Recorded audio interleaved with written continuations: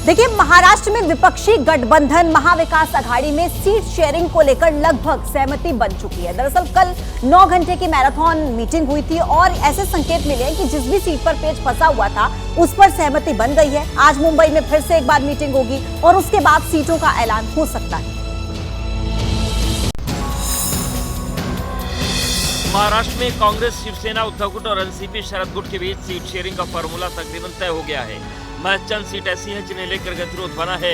हालांकि महाविकास अघाड़ी के नेताओं का कहना है कि आज होने वाली बैठक में उसे भी सुलझा लिया जाएगा। 25 सीट ऐसी हैं जिन्हें लेकर गतिरोध बना हुआ है। गतिरोध वाली सीट की लिस्ट तीनों पार्टी के आलाकमान को भेजी जाएगी।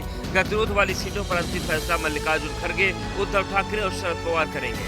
महाविकास अघाड़ी में मुंबई की 3 सीट पर सहमति नहीं बन पाई है। इससे 25 जगह जो है उसमें हाईकमांड डिसीजन लेंगी और कुछ मतदार संघ अभी भी बाकी है, उसके बारे में फिर से चर्चा होंगी। मैं आपको बताना चाहता हूँ कि बहुत अच्छी तरीके से चर्चा हमारी चालू है और जल्द से जल्द महाविकास आघाड़ी की यादी पूरी तैयार हो जाएंगी और जल्द से जल्द हम इसकी यादी शेयर करेंगे। इस बीच शिवसेना उद्धव गुट ने अपने मौजूदा विधायकों को फिर से टिकट देने का भरोसा दिया है और कहा है कि वो लिस्ट या सीट शेयरिंग पर ध्यान न देकर अपने प्रचार अभियान में जुट जाएं। चलिए बात करते हैं झारखंड विधानसभा चुनाव की, जहां पर पहले फेज की 43 सीटों के लिए आज से पर्चा दाखिला शुरू हो जाएगा। और इसी के साथ यह भी कहा जा रहा है कि इंडिया गठबंधन में पहले फेज को लेकर सीटों पर लगभग सहमति बन चुकी है। आज सीटों पर उम्मीदवारों का ऐलान भी हो सकता है और इसी के साथ ही बीजेपी भी पहले फेज के लिए प्रत्याशियों का ऐलान कर सकती है। सीट शेयरिंग को लेकर इंडिया गठबंधन की आज शाम अहम बैठक होने वाली है। बैठक में सीएम हेमंत सोरेन, आरजेडी नेता तेजस्वी यादव, कांग्रेस प्रदेश अध्यक्ष केशव महतो और प्रभारी मीर वसीम व लेफ्ट पार्टियों के नेता शामिल रहेंगे। सूत्रों के मुताबिक इंडिया गठबंधन में सीट शेयरिंग का फाइनल फार्मूला तय हो गया है। फार्मूले के मुताबिक झारखंड मुक्ति मोर्चा 43 सीट पर चुनाव लड़ेगी, कांग्रेस को 29 सीट मिल सकती है, आरजेडी को 5 सीट जबकि सीपीआई-एमएल को 4 सीट मिलेगी या मिल सकती है। सूत्रों के मुताबिक कांग्रेस 33 सीटों पर दावेदारी जता रही थी, लेकिन उससे 4 कम सीट पर संतोष करना पड़ेगा। वहीं आरजेडी भी इस फार्मूले से संतुष्ट नजर आ रही है। यहाँ भी हम लोगों को उम्मीदवार का चयन करना है और इसकी भी तैयारी हम लोग की है, चल रही है। लेकिन अब जो है झारखंड का तो आप समझिए 2 दिन बाद से नॉमिनेशन शुरू हो जाएगा। झारखंड विधानसभा चुनाव को लेकर बीजेपी आज उम्मीदवारों की पहली सूची जारी कर सकती है। बीजेपी इस बार गठबंधन में चुनाव लड़ रही है। हालांकि तालमेल में आजसू समेत अन्य घटक दलों को कितनी सीट मिलेगी इसका ऐलान होना भी बाकी है।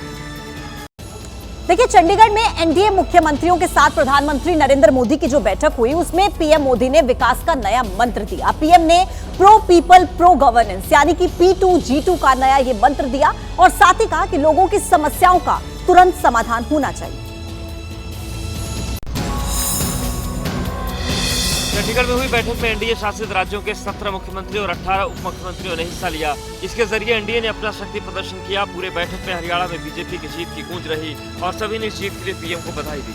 बैठक में 6 प्रस्ताव पर चर्चा की गई, उन्हें पारित किया गया। महाराष्ट्र के सीएम ने हरियाणा में पीएम की नीतियों की जीत का प्रस्ताव रखा।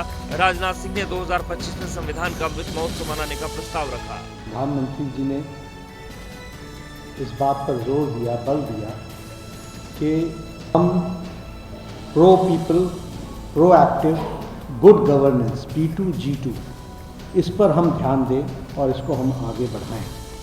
पीएम ने सोशल मीडिया एक्स पर पोस्ट कर कहा कि हमने सुशासन के पहलू और लोगों के जीवन को बेहतर बनाने के तरीकों पर व्यापक चर्चा की। हमारा गठबंधन राष्ट्रीय प्रगति को आगे बढ़ाने और गरीबों तथा वंचितों को सशक्त बनाने के लिए प्रतिबद्ध है। बहुत अच्छी बैठक हुई, करीबन 4 घंटा प्राइम मिनिस्टर ने दिए, ने अच्छा काम किया है, अच्छा असर पड़ेगा। देखिए, बिहार में केंद्रीय मंत्री गिरिराज सिंह आज से हिंदू स्वाभिमान यात्रा की शुरुआत कर रहे हैं। 22 अक्टूबर तक ये यात्रा चलेगी, लेकिन सहयोगी दलों के साथ साथ बीजेपी ने भी इस यात्रा से दूरी बना ली है और इसी के साथ साथ तेजस्वी यादव ने भी गिरिराज सिंह और सीएम नीतीश पर निशाना साधा है। आज से केंद्रीय कपड़ा मंत्री और बिहार से सांसद गिरिराज सिंह हिंदू स्वाभिमान यात्रा निकालने जा रहे हैं। 22 अक्टूबर तक चलने वाली इस यात्रा का सुबह 9:30 बजे भागलपुर से शुरुआत होगी। गिरिराज सिंह सबसे पहले समर्थकों और साधु संतों के साथ बूढ़ानाथ मंदिर में पूजा पाठ करेंगे और फिर जनसभा करेंगे।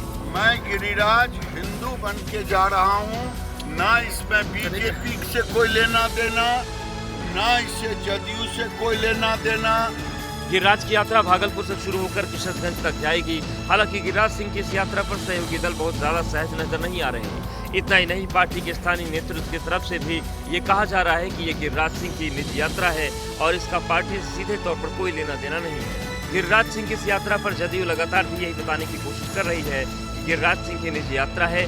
वहीं आरजेडी नेता तेजस्वी यादव ने यात्रा को लेकर गिरिराज सिंह के साथ साथ सीएम नीतीश पर निशाना साधा है। ये लोग पूरी तरीके से अशांति पैदा करना चाहते हैं। राष्ट्रीय जनता दल चुप होने वाला नहीं है। अब बात बहराइच हिंसा की करेंगे, जहां पर 2 आरोपियों के साथ एनकाउंटर को लेकर अब बहराइच जो हिंसा में मारे गए रामगोपाल थे, उनकी पत्नी ने सवाल उठाते हुए कहा कि गोली मारने से कुछ नहीं होगा, आरोपियों को उनके गुनाह की सजा कब मिलेगी। पुलिस प्रशासन हमारे साथ बहुत अन्याय कर रही है, हमें इंसाफ नहीं दिला रही है। बहराइच हिंसा में मारे गए रामगोपाल मिश्रा की पत्नी आरोपियों के साथ हुई मुठभेड़ पर सवाल उठा रही है। रोली मिश्रा का कहना है कि मुख्य आरोपियों में सरफराज और तालिब को भले ही मुठभेड़ के दौरान गोली लगी हो, मगर आरोपियों को उनके गुनाह की सजा नहीं मिली है। मांग रहे हैं जो न्याय में मिल नहीं रहा है, पुलिस प्रशासन हमें न्याय नहीं दिला रही है। वो लोग घूस ले लिए हैं, उन्हें पकड़े तो जरूर हैं, लेकिन उन्हें मारा नहीं गया है। हम लोगों को दिखा दिया गया है कि पैर पे गोली मारी गई है, लेकिन इंसाफ हमारे साथ नहीं हो रहा है। पुलिस प्रशासन हमारे साथ बहुत अन्याय कर रही है। पुलिस का दावा है कि मुख्य आरोपी सरफराज और तालिब नेपाल भागने की फिराक में थे। इसी दौरान उनके साथ मुठभेड़ हुई और दोनों के पैर में गोली लगी। फिलहाल दोनों आरोपी अस्पताल में भर्ती हैं। जिला अस्पताल के बाहर पुलिस का कड़ा पहरा है। मूर्ति विसर्जन के दौरान हुई हिंसा के बाद बहराइच में हालात धीरे धीरे सामान्य हो रहे हैं। आने वाले समय में माहौल शांतिपूर्ण बना रहे, इसके लिए पुलिस लगातार फ्लैग मार्च कर रही है।